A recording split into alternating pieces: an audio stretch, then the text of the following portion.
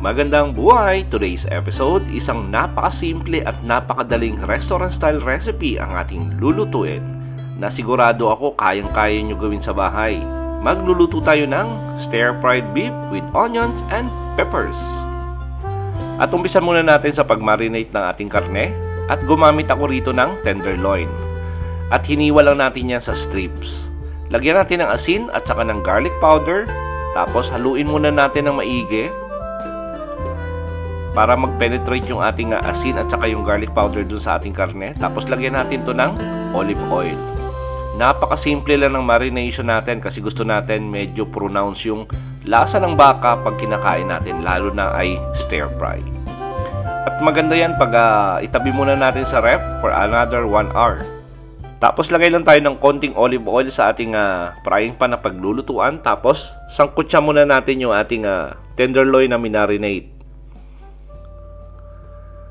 Gagawin natin dito ay sasangkutsa natin for about 10 to 15 minutes. Kasi yung characteristic kasi ng karneng baka, pag sinangkutsa mo, lalabas muna yung water content niya or lalabas niya muna yung juice niya. So kung isasama mo na yun dun sa paggisa ng sibuyas mo mamaya, magkakaroon ng sabaw yung stir fry mo. Kaya sineparate natin yung sangkutsa ng ating karne.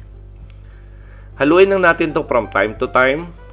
Tulad ng sinabi ko sa inyo, maglalabas siya ng juice or extract. Gagawin natin dyan, hintayin natin na ma-absorb niya ulit or mag-evaporate yung water content na nilabas ng ating karne.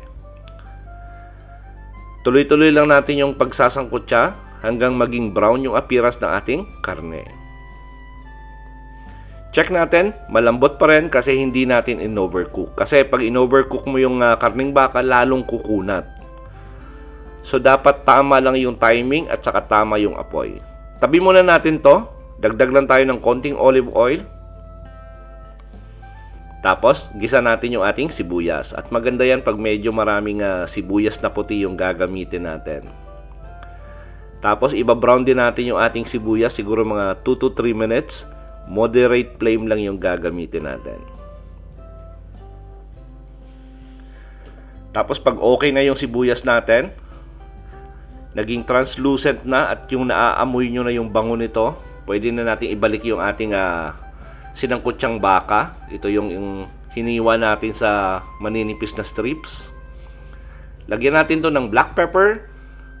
Ngayon wala na tayong ibang ilalagay pa ng mga seasoning. Pamintang durog lang. Tapos halu-haluin lang natin. Yan yung sinasabi ko na gusto nating i-pronounce yung lasa ng ating baka, lalo na pag stir fry.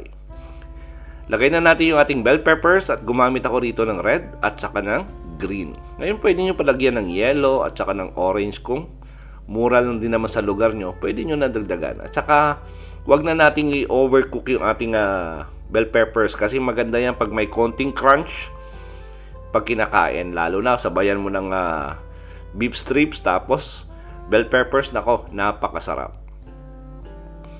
Tapos lipat lang natin to sa ating serving plate at pwede na natin i-enjoy yung ating stir-fried beef with onions and peppers.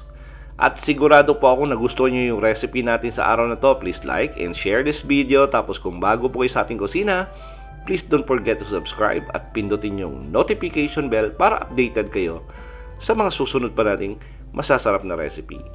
Salamat sa panonood at ito ang Kusina ni Dan Levy.